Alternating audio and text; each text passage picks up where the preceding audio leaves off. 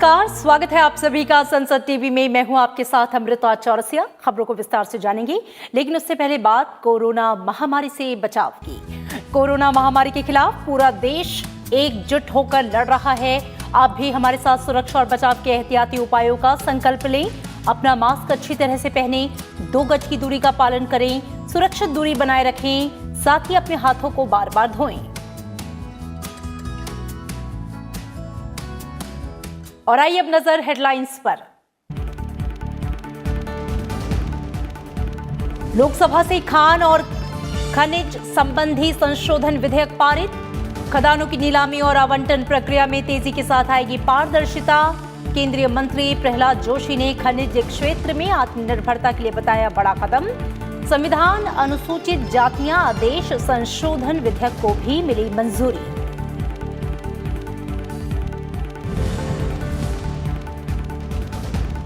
देश को जल्द मिलेगी राष्ट्रीय पर्यटन नीति। राज्यसभा में पर्यटन मंत्रालय के कामकाज पर चर्चा के दौरान बोले प्रहलाद सिंह पटेल। कहा, कोरोना के असर के बावजूद 2024 तक विदेशी पर्यटकों की संख्या दोगुनी करने का लक्ष्य किया जाएगा हासिल।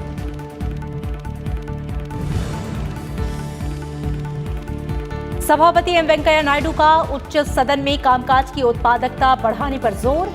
सदस्यों को शून्यकाल के दौरान आरोप प्रत्यारोप से बचने की दी सलाह। आसन की अनुमति के बिना बार बार टिप्पणी करने को बताया निंदनीय।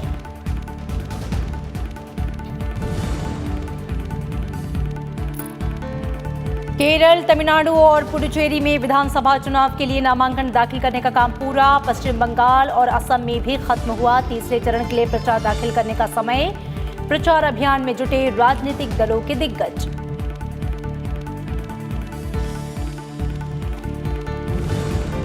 और महाराष्ट्र में कोविड-19 के मामलों में बढ़ोतरी के चलते 31 मार्च तक नई पाबंदियां लागू। 50% क्षमता के साथ होगा सभी प्राइवेट दफ्तरों में कामकाज। मध्य प्रदेश में महाराष्ट्र से यात्री बसों की आवाजाही पर लगी रोक। गुजरात में सीमाएं सील। पंजाब के 11 जिलों में लगा नाइट कर्फ्यू।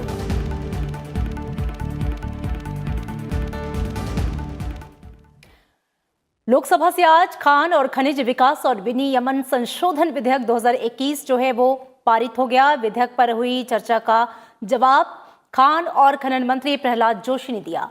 मंत्री के जवाब के बाद लोकसभा ने विपक्ष के कुछ सदस्यों के संशोधनों को खारिज करते हुए विधेयक को ध्वनिमत से मंजूरी दे दी। विधेयक का मकसद खदानों की नीलामी और आवंटन प्रक्रिया को पारदर्शी बनाने के साथ ही साथ कारोबार के अनुकूल माहौल तैयार करना है। खान और खनन मंत्री प्रहलाद जोशी ने कहा कि खान और खनन में केंद्र सरकार राज्यों का कोई अधिकार नहीं लेना चाहती और इस संबंध में सभी पैसा राज्यों को ही जाएगा। उन्होंने कहा कि कानून में जो सुधार लाया जा रहा है उससे कोयले की आयात खत्म करने में मदद मिलेगी और विदेशी मुद्रा की बचत होगी। इस विधेयक के जरिए खनन क्षेत्र में सुधारों के प्रस्ताव को मंजूरी के साथ ही खदानों से जुड़े अतीत के मुद्दों को भी हल किया जाएगा। इससे नीलामी के लिए अधिक खदानें उपलब्ध हो सकेंगी। इन सुधारों में कैप्टिव और गैर कैप्टिव खदानों के बीच अंतर को दूर करना शामिल है।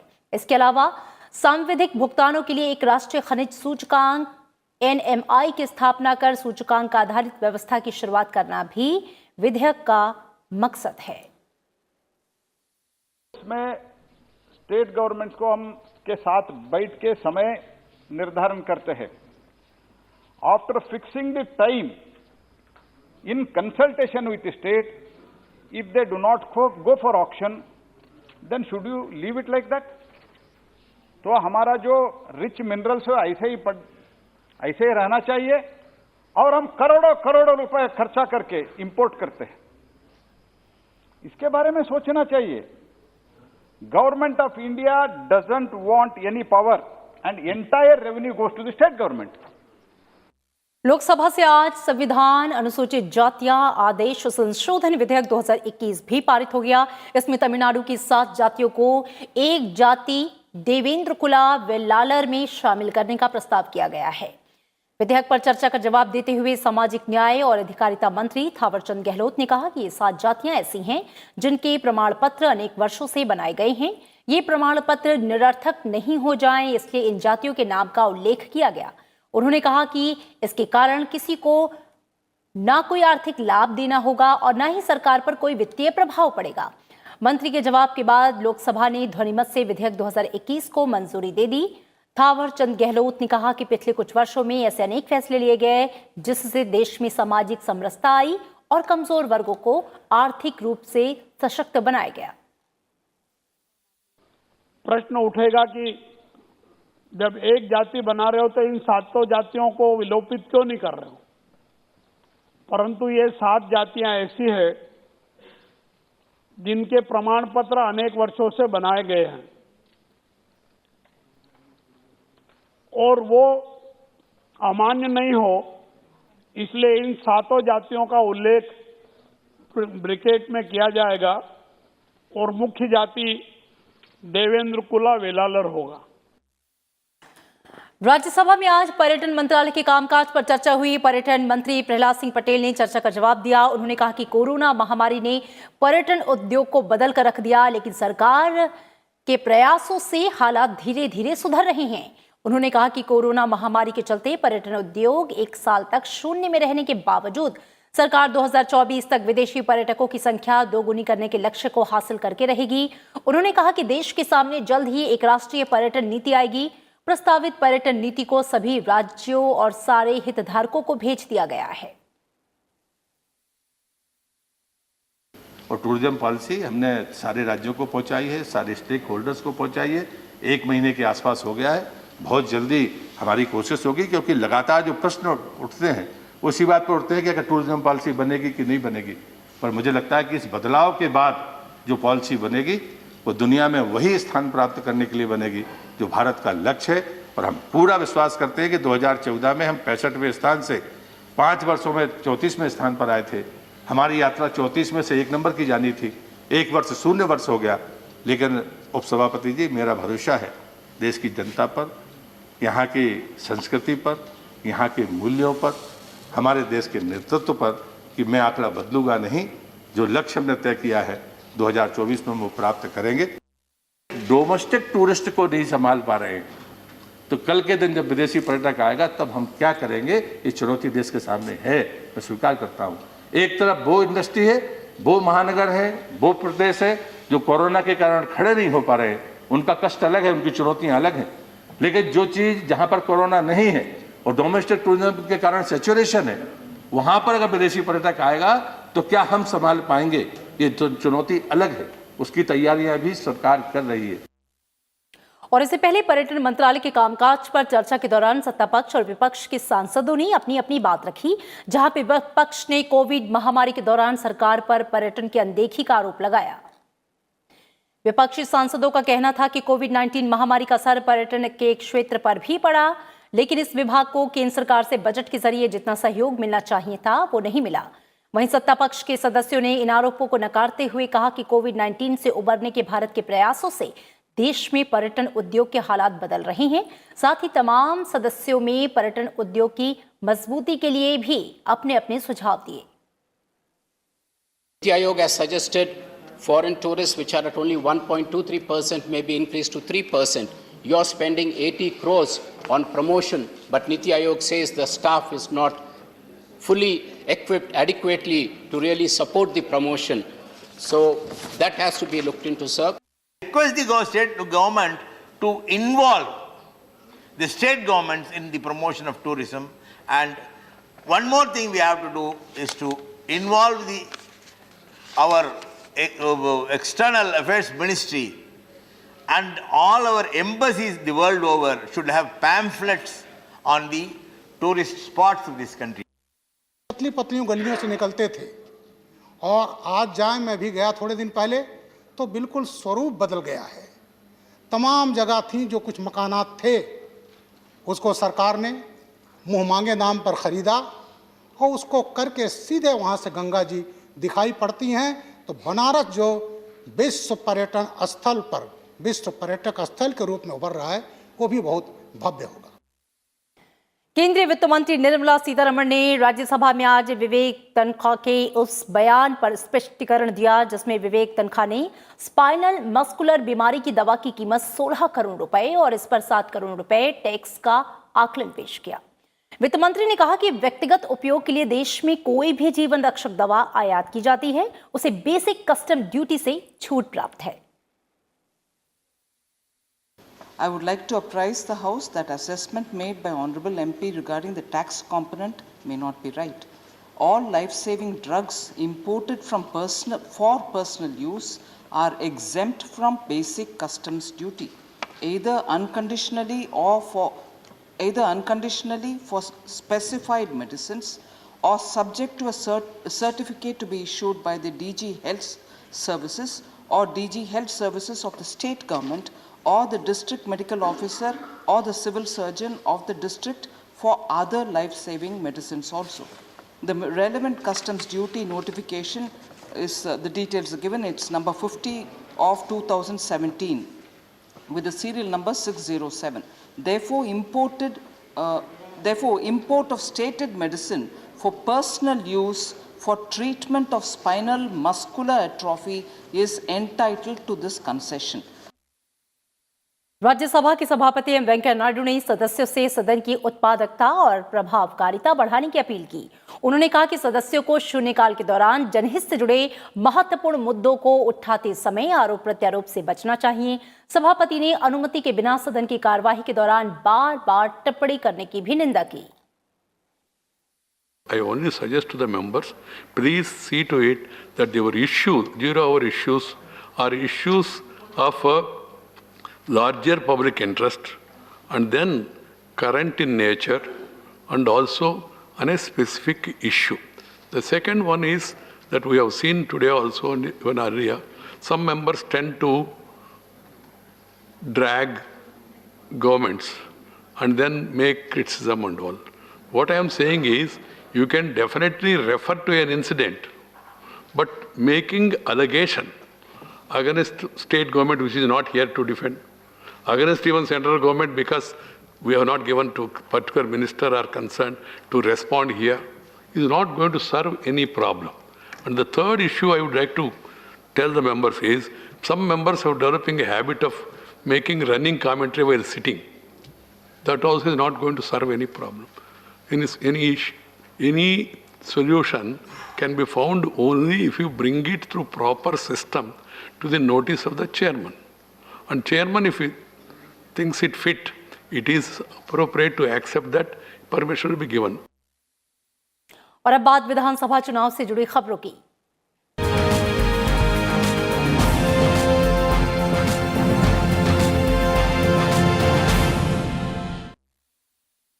केरल, तमिलनाडु और केंद्र शासित प्रदेश पुडुचेरी में विधानसभा चुनाव के लिए नामांकन दाखिल करने का काम आज पूरा हो गया। इसके साथ ही तमिलनाडु की कन्याकुमारी और केरल की मलापुरम लोकसभा सीट पर नामांकन दाखिल करने का आज आखिरी दिन था। केरल, तमिलनाडु और केंद्र शासित प्रदेश पुडुचेरी में एक ही चरण में चुनाव कराया जाएगा। 3 राज्यों में 6 अप्रैल को मतदान होगा। केरल विधानसभा की 140, तमिलनाडु की 234 और पुडुचेरी की 30 सीटों पर एक साथ वोट डाले जाएंगे। इसके साथ ही तमिलनाडु की कन्याकुमारी और केरल की मलापुरम लोकसभा सीट पर भी उपचुनाव के लिए 6 अप्रैल को मतदान होगा। 3 राज्यों की विधानसभा सीटों और लोकसभा सीटों पर 2 मई को मतगणना की जाएगी। पश्चिम बंगाल में विधानसभा चुनाव के तीसरे चरण के मतदान के लिए नामांकन दाखिल करने का काम आज पूरा हो गया। कल नामांकन पत्रों की जांच की जाएगी और जो उम्मीदवार चुनाव मैदान से पीछे हटना चाहते हैं वो 22 मार्च तक अपना नाम वापस ले सकते हैं। तीसरे चरण में 6 अप्रैल को पश्चिम बंगाल में 3 जिलों की 31 विधानसभा सीटों के लिए वोट डाले जाएंगे। राज्य में पहले चरण की 30 विधानसभा सीटों के लिए कुल 191 उम्मीदवार चुनाव मैदान में हैं। इनमें पुरुलिया में 63, पश्चिमी मेदिनीपुर में 35 और झारग्राम में 34 उम्मीदवार मैदान में हैं। पूर्वी मेदिनीपुर में 33 और बांकुड़ा जिले में 26 उम्मीदवार चुनाव लड़ रहे हैं। इस महीने की 27 तारीख को 5 जिलों में 30 सीटों के लिए मतदान कराया जाएगा। वहीं दूसरे चरण का मतदान 1 अप्रैल को होगा। दूसरे चरण की 4 जिलों की 30 सीटों के लिए 1772 उम्मीदवार चुनाव मैदान में हैं। राज्य विधानसभा की 294 सीटों के लिए 8 चरणों में होने वाला चुनाव 27 मार्च को शुरू होगा और 2 मई को नतीजे आएंगे। और इधर असम में भी तीसरे चरण के लिए नामांकन दाखिल करने का काम आज पूरा हो गया। कल नामांकन पत्रों की जांच की जाएगी और जो उम्मीदवार चुनाव मैदान से पीछे हटना चाहते हैं वो 22 मार्च तक अपना नाम वापस ले सकते हैं। तीसरे चरण में 6 अप्रैल को असम की 40 विधानसभा सीटों के लिए वोट डाले जाएंगे। असम विधानसभा चुनाव के पहले चरण के लिए 47 सीटों पर कुल 267 उम्मीदवार चुनाव मैदान में हैं। असम की 126 सदस्यीय विधानसभा के लिए 3 चरणों में चुनाव हो रहा है। पहले चरण में 47 विधानसभा सीटों के लिए 27 मार्च को मतदान होगा, जबकि दूसरे चरण में 39 सीटों के लिए 1 अप्रैल को वोट डाले जाएंगे और सभी सीटों पर 2 मई को नतीजे आएंगे। चुनावी राज्यों में राजनीतिक दलों के दिग्गज धुआंधार जनसभाएं कर रहे हैं और जनता से सीधे संवाद कर रहे हैं। और इसी क्रम में प्रधानमंत्री नरेंद्र मोदी शनिवार और रविवार को पश्चिम बंगाल और असम का दौरा करेंगे और कई जनसभाओं को संबोधित करेंगे। ट्विटर पर प्रधानमंत्री ने अपने इस दौरे के बारे में जानकारी दी है। प्रधानमंत्री कल पश्चिम बंगाल के खड़गपुर और असम के झाबुआ में चुनावी रैलियों को संबोधित करेंगे। अपने भाषणों के दौरान प्रधानमंत्री बीजेपी के विकास के एजेंडे पर विस्तार से बात करेंगे। प्रधानमंत्री ने यह भी कहा है कि दोनों राज्यों की जनता आगामी चुनाव में एनडीए की सरकार बनाना चाहती है। असम विधानसभा चुनाव के लिए कांग्रेस नेता राहुल गांधी ने आज प्रचार किया है। राहुल गांधी ने डिब्रूगढ़ में छात्रों से संवाद किया, चाय बागान में काम करने वाले लोगों के समूह को संबोधित किया। इसके अलावा राहुल गांधी ने तिनसुकिया में भी एक चुनावी रैली को संबोधित किया। 2 दिवसीय असम के दौरे के पहले दिन राहुल गांधी ने डिब्रूगढ़ जिले में कॉलेज के छात्रों के साथ बातचीत की। उन्होंने कहा कि ज्यादा से ज्यादा युवाओं को राजनीति में आना चाहिए और गलत फैसलों के खिलाफ लड़ाई में सक्रिय भागीदारी निभानी चाहिए। राहुल गांधी ने यह वादा किया है कि अगर असम में कांग्रेस की सरकार बनी तो प्रदेश में 5 लाख युवाओं को रोजगार मुहैया कराया जाएगा। जनसभा के दौरान राहुल गांधी ने कहा कि अगर उनकी पार्टी असम में सत्ता में आती है तो राज्य में नागरिकता संशोधन कानून लागू नहीं होगा और कांग्रेस की सरकार ये सुनिश्चित करेगी। उन्होंने कहा कि असम के लिए कांग्रेस ने राज्य की जनता से बातचीत करके घोषणा पत्र तैयार किया है। राहुल गांधी ने कहा कि प्रदेश में कांग्रेस की सरकार बनने पर चाय बागानों में काम करने वालों को 365 रुपए प्रतिदिन की दिहाड़ी मिलेगी। इसके अलावा राज्य में प्रत्येक परिवार को 200 यूनिट बिजली हर महीने मुफ्त दी जाएगी। साथ ही हर गृहिणी को प्रतिमाह 2000 रुपए दिए जाएंगे। असम में 5 लाख लोगों को हम रोजगार देंगे। हम जो असम का है असम की जनता को देंगे। आपकी शिक्षा के लिए, आपके स्वास्थ्य के लिए असम की सरकार पैसा डालेगी। नए सरकारी स्कूल, नए सरकारी अस्पताल खोलने का हम काम करेंगे।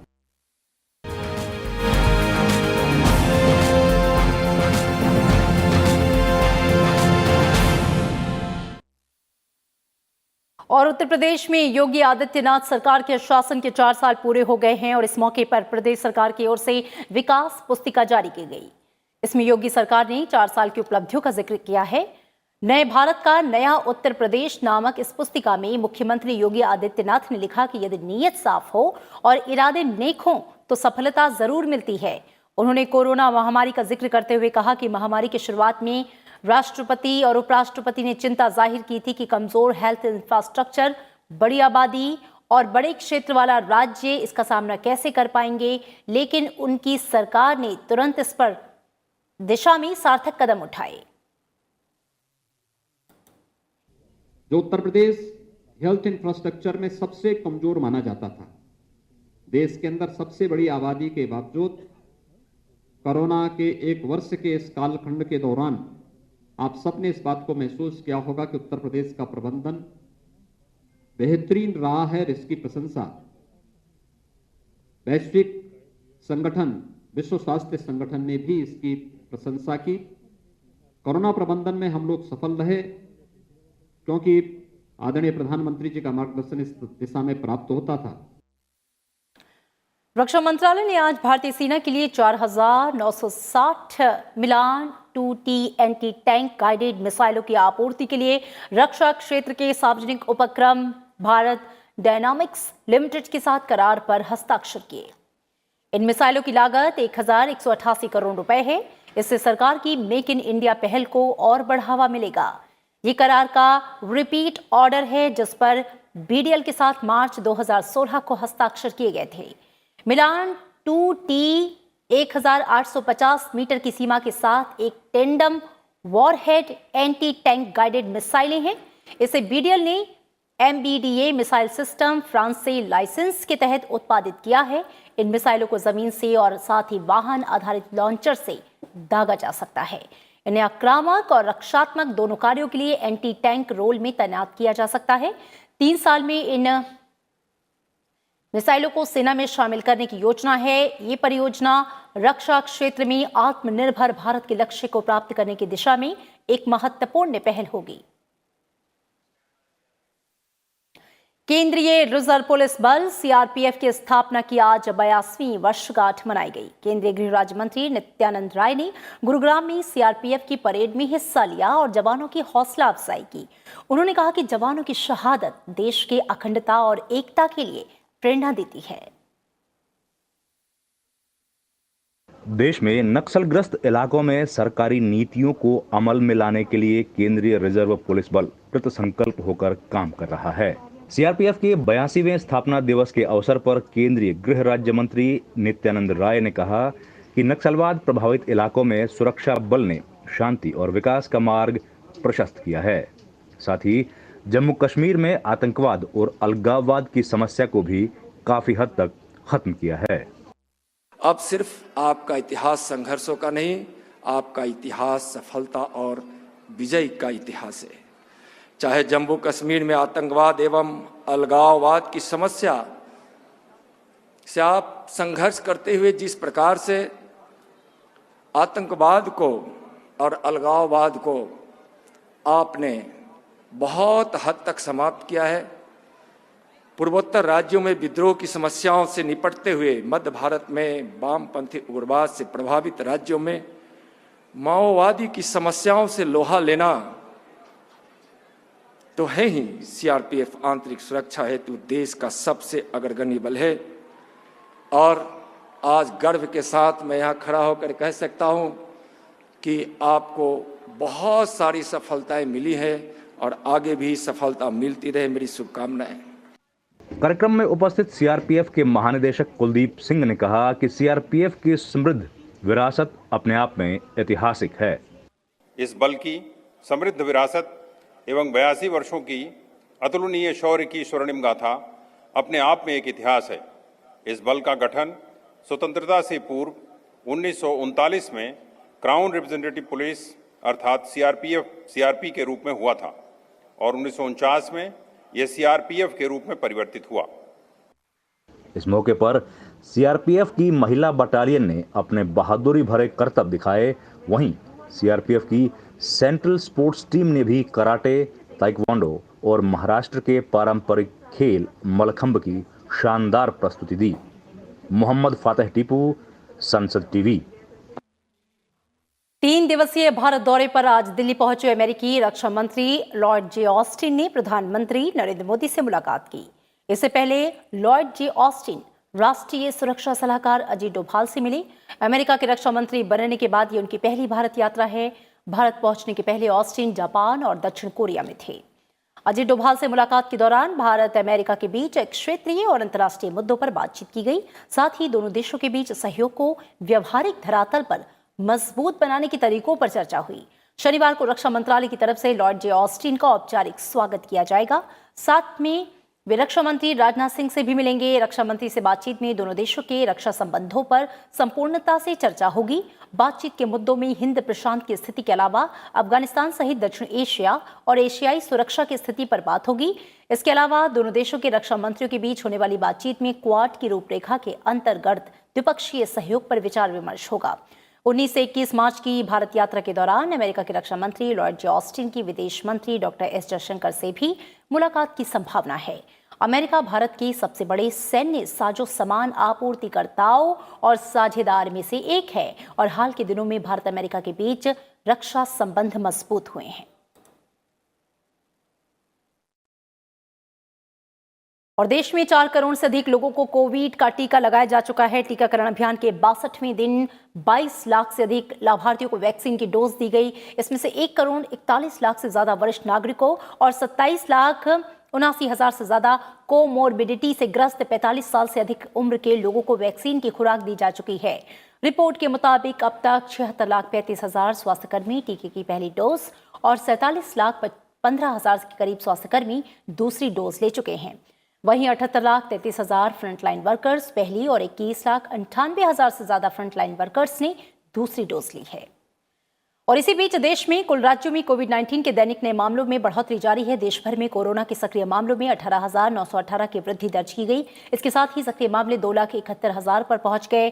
3 राज्यों महाराष्ट्र, केरल और पंजाब में कुल सक्रिय मामलों का 76.48% मामले हैं। केंद्र सरकार उन राज्यों की सरकारों के साथ सक्रियता पूर्वक जुटी है जहां पे दैनिक नए मामलों में बढ़ोतरी हो रही है और कोरोना संक्रमण के अत्यधिक सक्रिय मामले पाए जा रहे हैं। केंद्र सरकार उनके साथ कोविड की रोकथाम की स्थिति और जन स्वास्थ्य के उपायों की नियमित समीक्षा कर रही है। इन राज्यों में तैनात केंद्रीय टीम की रिपोर्ट को राज्यों के साथ साझा किया जा रहा है ताकि इसके मुताबिक कार्रवाई की जा सके। और देश के कुछ राज्यों में कोरोना सक्रिय मामले बढ़ने के बाद से इसके नियंत्रण के उपाय शुरू कर दिए गए हैं। महाराष्ट्र सरकार ने कोविड-19 मामलों की वृद्धि के मद्देनजर 31 मार्च 2021 तक नई पाबंदियां जारी की हैं। इसके अनुसार सभी ड्रामा थिएटर और ऑडिटोरियम 50% क्षमता पर संचालित होंगे। बिना मास्क पहने प्रवेश की अनुमति नहीं होगी। सभी प्राइवेट ऑफिस 50% की क्षमता के साथ खुलेंगे। गुजरात में कोरोना के मामले बढ़ने के बाद से सीमाएं सील कर दी गई हैं। अहमदाबाद और सूरत में रात 9 बजे से सुबह 6 बजे तक नाइट कर्फ्यू लगाया गया है। वहीं शनिवार और रविवार को मॉल और सिनेमा हॉल भी बंद रहेंगे। वहीं 8 शहरों में परीक्षाएं निरस्त कर दी गई हैं। मध्य प्रदेश सरकार ने कल यानी कि 20 मार्च से महाराष्ट्र के लिए यात्री बसों के आवागमन पर रोक लगा दी है। महाराष्ट्र में कोविड के बढ़ते मामलों को देखते हुए राज्य सरकार ने ये फैसला लिया है। प्रदेश सरकार ने महाराष्ट्र में आने वाले यात्रियों को सप्ताह भर के लिए आइसोलेशन में रखने की सलाह दी है। वहीं पंजाब में 11 जिलों में रात 9 बजे से सुबह 6 बजे तक नाइट कर्फ्यू लगाया गया है। प्रदेश में शैक्षणिक संस्थानों को 31 मार्च तक बंद रखा गया है। वहीं सिनेमा हॉल को 50% की क्षमता तक सीमित कर दिया गया है।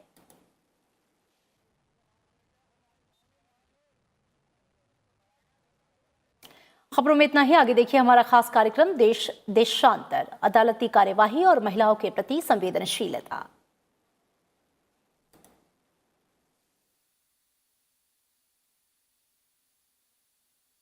और चलते चलते एक बार फिर आपसे कोविड महामारी से बचाव की अपील। कोरोना महामारी के खिलाफ पूरा देश एकजुट होकर लड़ रहा है। आप भी हमारे साथ सुरक्षा और बचाव के एहतियाती उपायों का संकल्प लें। अपना मास्क अच्छी तरह से पहनें, 2 गज की दूरी का पालन करें, सुरक्षित दूरी बनाए रखें, साथ ही अपने हाथों को बार बार धोएं।